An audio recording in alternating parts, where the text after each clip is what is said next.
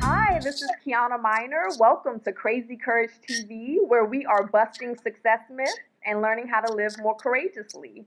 Today, I'm super excited about our conversation. We're going to be speaking with Ona Brown. Ona is an international speaker. She's an author, and she's a business coach as well as a one-on-one coach. So I'm so excited to have you here, Ona. Welcome. Thank you. I'm so glad to be here as well. Awesome. Ona, if you could just tell us a little bit more about, I know you've been speaking for 20 years now.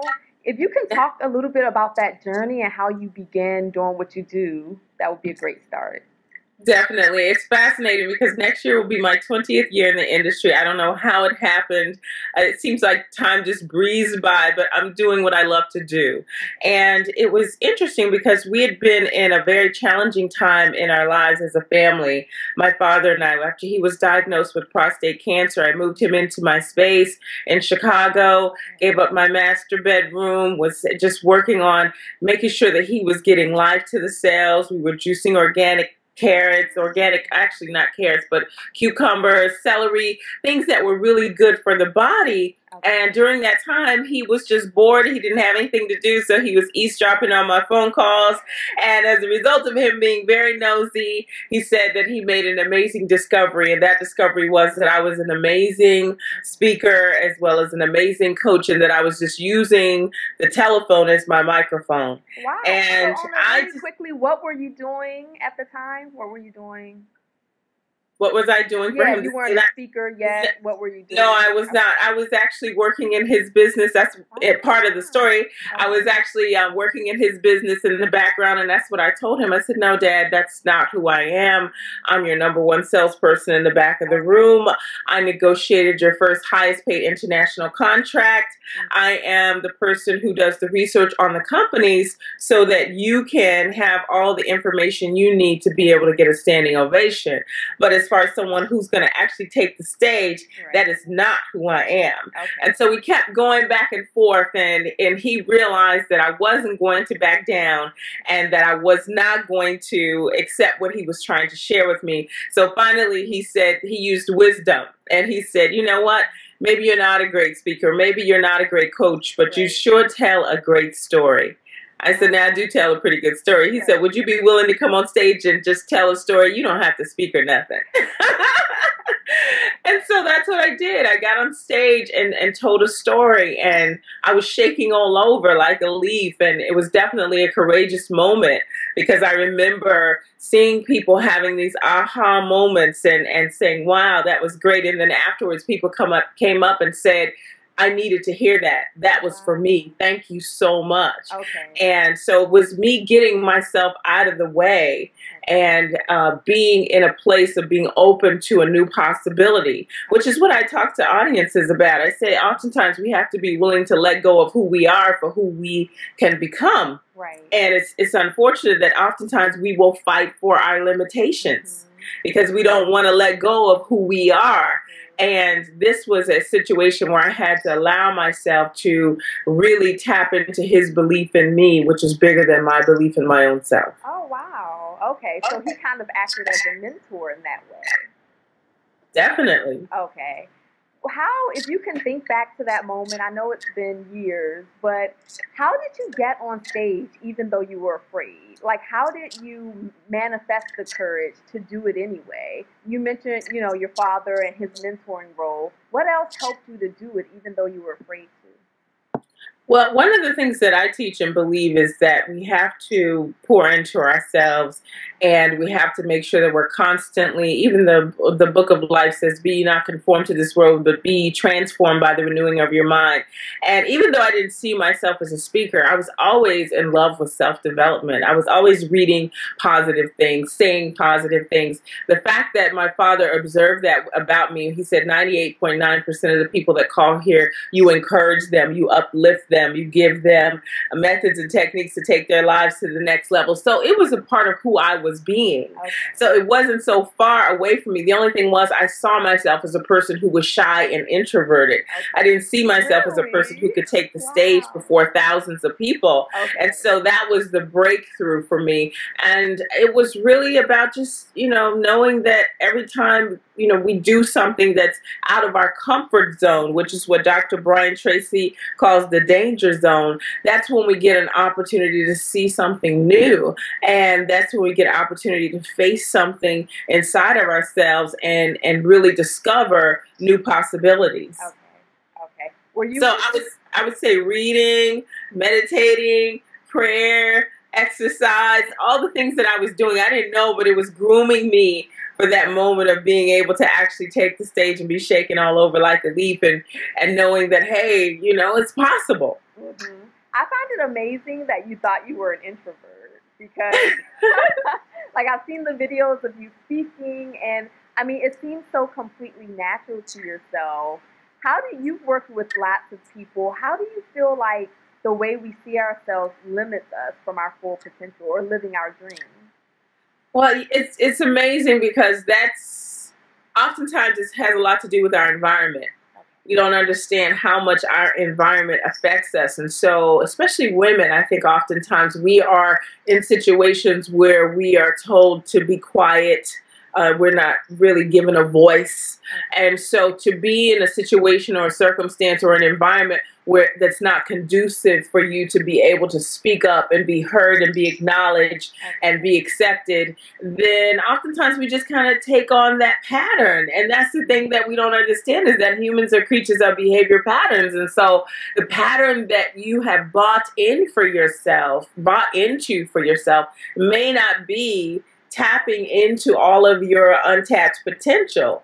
And so really getting to a place of understanding and accepting that's one of the things that I'm fascinated with is human behavior and realizing all the different books that I've read and all the different studies and workshops and trainings that I've been through, realizing that oftentimes we're only scraping the surface of our potential and there's so much more. Mm-hmm.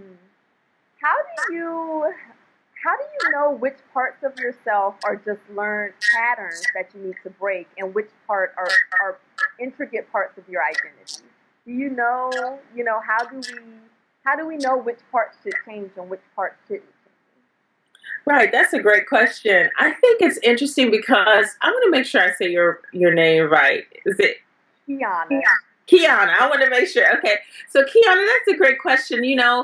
We have so much of ourselves that also has been handed down from our parents, whether we want to acknowledge it or not. Yes. And so we have these parts of ourselves that we consider to be, okay, this is it. You'll hear people say, oh, that's just how I am. Right. Mm-hmm. And I stopped saying that years ago because I realized that at that point, I could be limiting myself because each day we have the ability to grow. Each day we have the ability to evolve. Each day we have the ability to recreate and be something brand new. It doesn't matter. And so, and hate to refer back to the book of life so much, but it's true. It says, choose ye this day whom ye will serve. And so you have a choice every single day.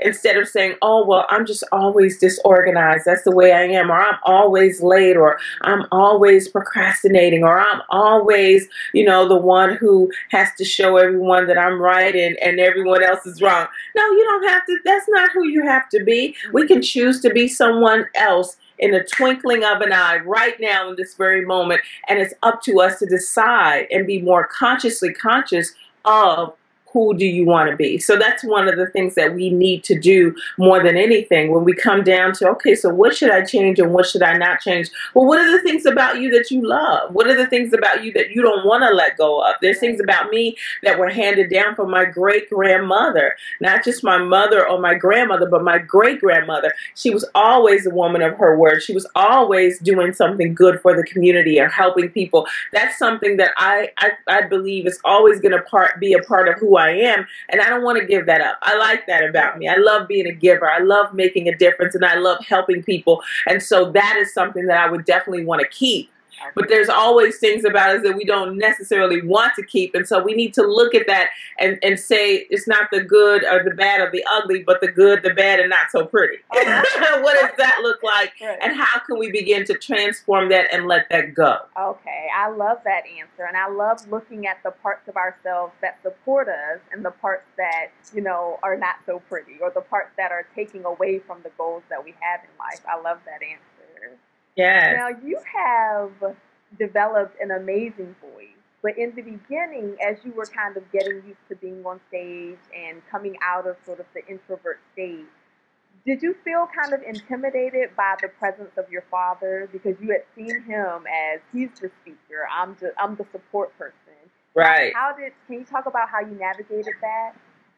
It was very challenging initially because, I mean, this is a man who's been named one of the top 5 speakers in the world. And I realized that his style of speaking was very different from my style. Mm-hmm. And I remember one time I was at Iyanla Vanzant's place in Washington, D.C., and I can't think of the name of it. It's like a center that she has. Okay. And she had the lady from Essence magazine, Susan Taylor, speaking there. Mm-hmm. And she sat there on a stool and she spoke, and she barely spoke above a whisper.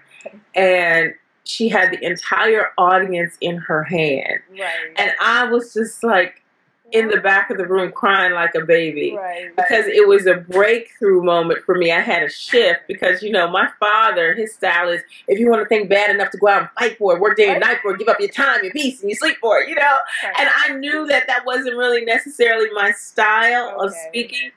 And he's been described as like hot grease. You know, he just sets you on fire. And I'm more of like a slow cooker, like a crock pot. You don't see me coming. Right. Next thing you know, I'm on you. I'm all up in your world, your issues, your stuff you haven't faced. Right. So what happened in that moment was Susan showed me, just by being her authentic self, that I didn't have to be a Les Brown Jr. Okay. And I could be myself, and that was more than enough. Okay. And so it was just so powerful. I'll never forget that moment, and it was a shift. And from that moment forward, when Dad would say, "You were good, but I want you to just kind of, I want you to really, and I'm like, no, that's what you do. Right. That's not what I do." Right. Okay. And he's like, who is this? What happened here? So it was a shift, and that happens sometimes when the student might get into a different space with the teacher. Okay. And that's interesting because he calls me his coach because I've given him insight about things that he could do to take his speaking to the next level. So it's really a beautiful connection that we have, and to be able to share something that we both love and has become our magnificent obsession, and that is helping people to get those moments of understanding just how much greatness they have inside of them, and tapping into all their potential and power is just something that we just love. We are just enamored with it. Yes, I completely understand. Yeah, I love that story. Mm-hmm. You mentioned earlier meditation and reading. Can you talk a little bit more about things that you do to stay in your courage zone? Like, how do you stay motivated? How do you stay in a good space so that you can offer that to other people? Yes. One of the things that I believe and teach is that you can't pull anything out of an empty bag. And so we owe it to ourselves to make sure that we are replenishing ourselves, that we're pouring into ourselves, we're giving ourselves what we need in order to be our best and to operate at our optimum levels. And it's interesting that we will go and get a car, get the oil change for the car, get the car maintenance. We'll do all these things and maintain all these things in our reality. And then when it comes to the self, we just feel like, oh, I can just operate off of, things that I did 2 or 3, 4 or 5 years ago. And so that's how we find people that get into a space of being mentally, emotionally, spiritually, physically, and if not probably financially malnourished because they haven't poured back into themselves. So understanding that and knowing that, I have certain things that I know that I have to do to be my best self. When you are a speaker and you're being called in to speak and fire up a group of people that oftentimes are top executives. They've made their way to the top of a corporate chain, and they are people that are no nonsense, and they are very goal oriented, achievement driven, and you've got to come in and bring your energy and your belief and your power to a place that will not just match theirs, but exceed theirs. There's certain things that you need to do in order to be able to do that. And they're going to pay you more in a 45-minute, hour time than some of them might make for the entire month. You can't come in there on some droopy stuff talking about, well, just be encouraged and just know it's going to work out. Right. That's not going to get it, honey. Right. You better bring something. You have to bring some type of energy, belief, and knowing that everything is possible. And just, the fact that we all have so much more inside of us, and we're all more connected than we realize oftentimes, being able to speak in places like Sweden and Australia, Sydney, Australia, and London, England, and South Africa. We have so much more in common than we often realize, and we think we're so different. But when you travel the world, you realize that most people have dreams. Most people have a desire. I remember speaking in a desire to do more. I remember speaking when I was in Jordan, and Dad and I tag teamed before, I think, 3,000 or 4,000 Jordanians.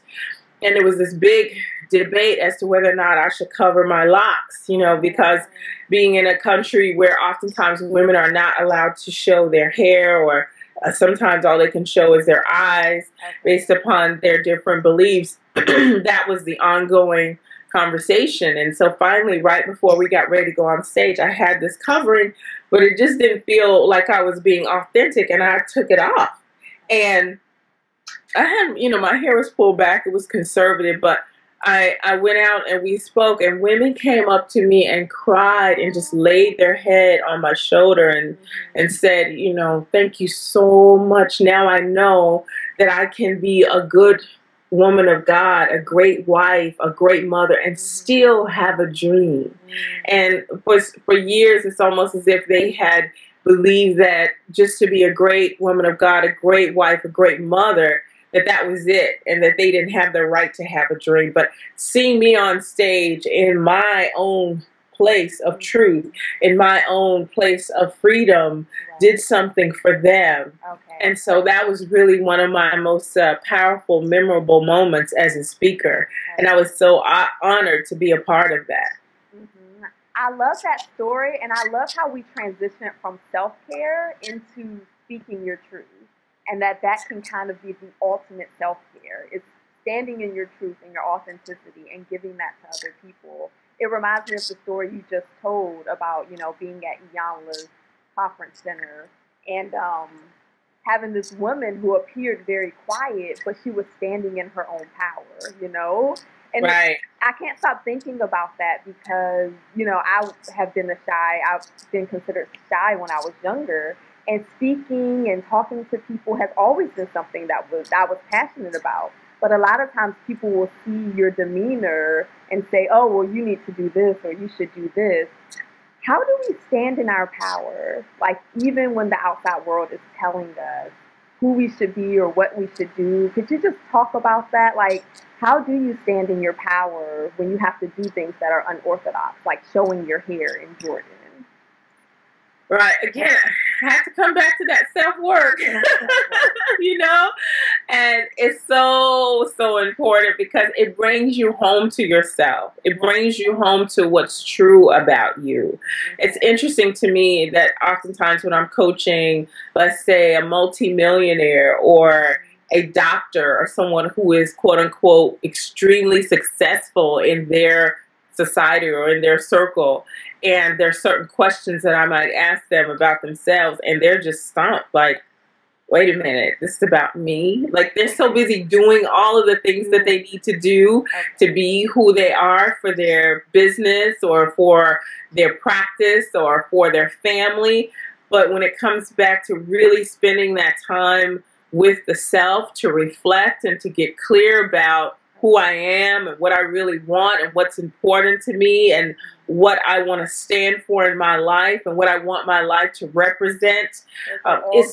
They haven't done that type of work, and they haven't taken that type of time, because it's about, chasing that dream and oftentimes being everything that we need to be in order to get that big carrot, to get that, that mark of great success. So it's really about us getting that time. I always emphasize the importance of quiet time when you pull away from the world, time where you get an opportunity to cut off the tail lie vision and really tune into yourself and really do that type of work that no one else can do but you, because no one else should know you better than you. And that is what helps you to be grounded and centered and rooted in your own truth at all times. Okay, that's a great answer.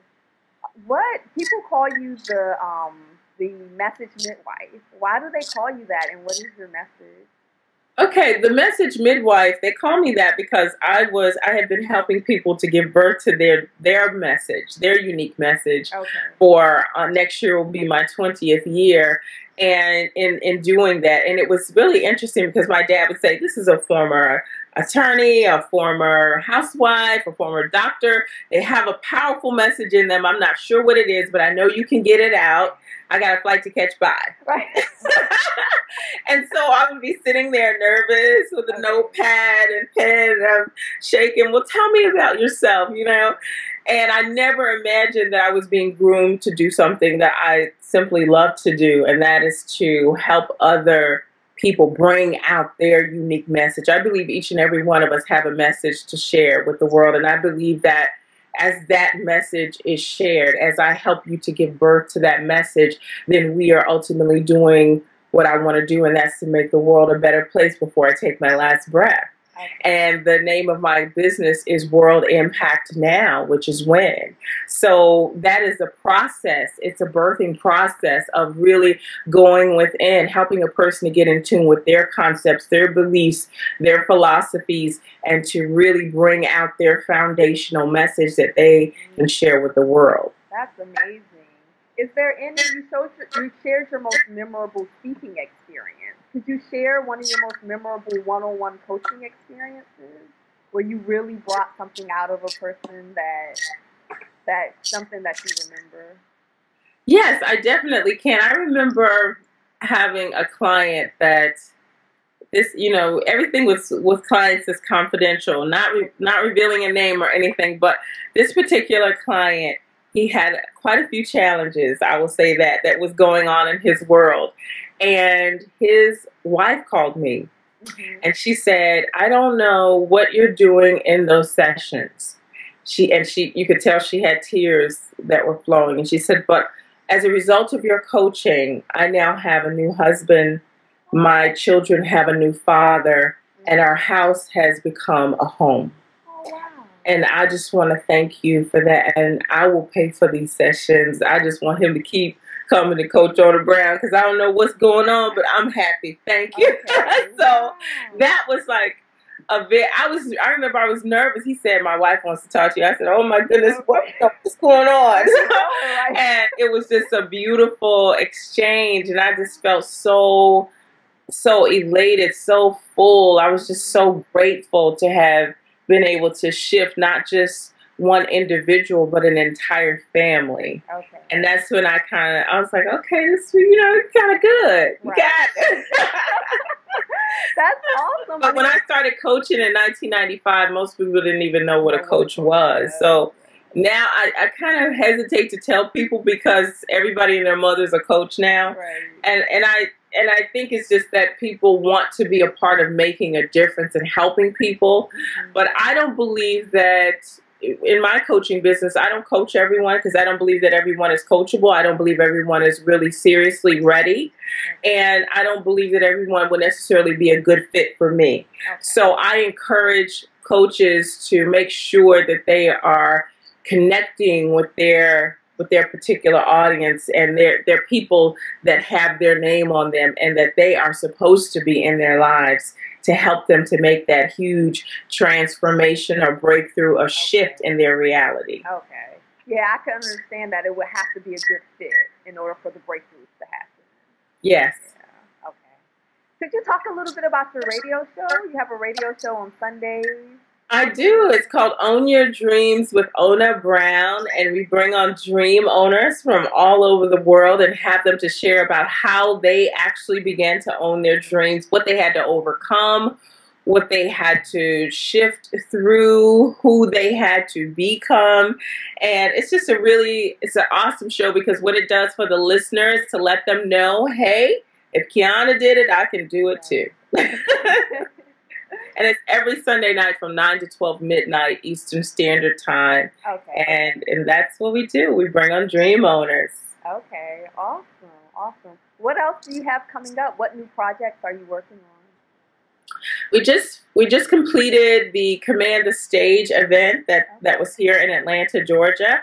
And we had someone that came in from the Netherlands, and someone from New Orleans, and different parts, people that came in from everywhere, and it was amazing because it was really about teaching people how to command that stage.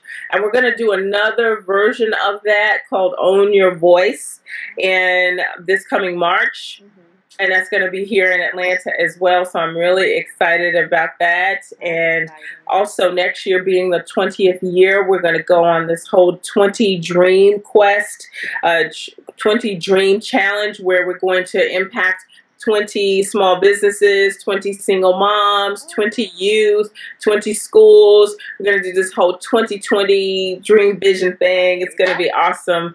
And I'm really excited about that, and just continuing to make a difference and really see how we can impact the world in a powerful way. When I think of different stories that have happened recently with like a Robin Williams or even a Whitney Houston, God bless their souls, rest their souls, I'm always thinking, I always feel as if I'm not working enough. I'm not getting my CDs out enough. I'm not reaching out to coach people enough.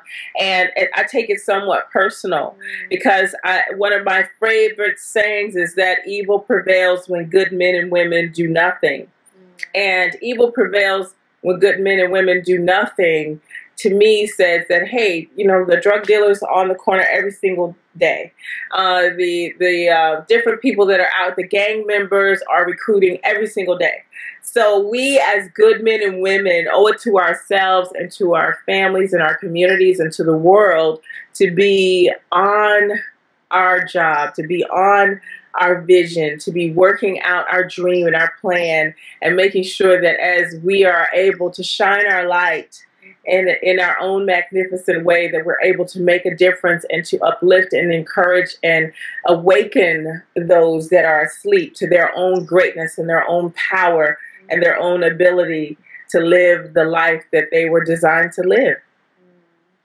Yeah, I think that's so true. And I love the example that you even gave of the coaching experience 101, where when you affect one person's life and their ability to dream and see themselves differently and see their purpose differently, that it really affects their small circle, and it just keeps going out and out and out, and eventually affects the world. So yeah, I love that. That's awesome. Yes, that's what Mother Teresa said, that what we do might be just one small drop in the ocean, but if that drop were missing, the ocean would lack something. Oh, wow.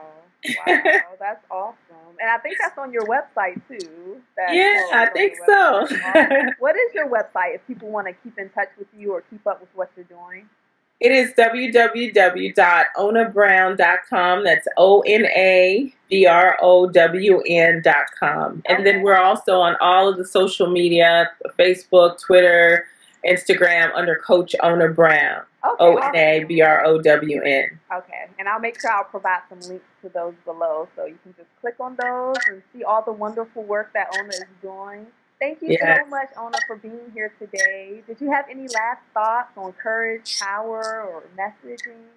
I just want to commend you for being the powerful woman that you are and all the great work that you're doing. I love this platform, and I'm excited to be able to let people know about it, and for you to continue to do this work because it's needed. And so congratulations on being who you are and all the great work that you're doing. Thank you. Oh, thank you so much. Thank you for joining us for another courageous conversation. The party doesn't have to end here. Come on over to crazycourage.com where you can answer the question of the week, which is, what are you willing to let go of in order to achieve your goals? Thank you so much for joining us. While you're at crazycourage.com, go ahead and sign up for our email list where you'll get training on how to be your most courageous self. Don't forget that Crazy Courage TV airs every Tuesday at 10 o'clock. We look forward to seeing you soon. If you enjoyed this video, like and share it with your tribe. We'll see you next week for another courageous conversation. Until then, I wish you much love, joy, and crazy, crazy courage.